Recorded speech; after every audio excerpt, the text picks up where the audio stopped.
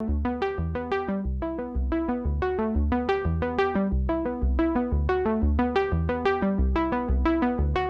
Question की तरफ आते हैं। फर्स्ट टू क्वेश्चन का मेथड सेम था, अब थर्ड अलग मेथड है। ये भी इजी है।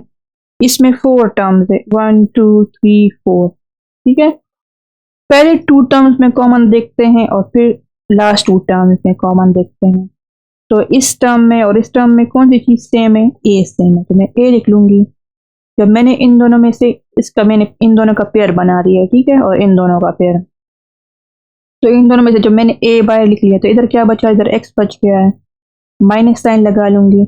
और ए तो मैंने बाहर लिख दिया, तो यहाँ पे क्या बचा है? कुछ नहीं बचता, तो फिर हम 1 लिखते हैं। ठीक है, ए तो मैंने बाहर पहले से लिख दिया है, कुछ नहीं बचा तो मैंने खुद से 1 लिख दिया। अब माइनस साइन लगाऊंगी, इन दोनों में से कुछ भी कॉमन नहीं है। ठीक है, जब कुछ कॉमन नहीं है तो लोग कुछ नहीं लिखते बाहर, ब्रैकेट के बाहर।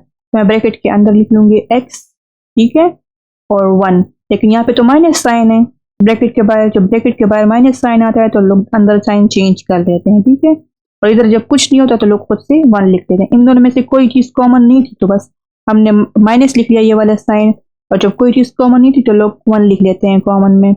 और फिर ब्रैकेट्स लगा के एक्स के साथ माइनस साइन था तो इधर मैंने कुछ नहीं लिखा, इधर प्लस बन गया, तो मतलब इधर प्लस है। ठीक है, और इधर प्लस था तो इधर मैंने माइनस लिख दिया।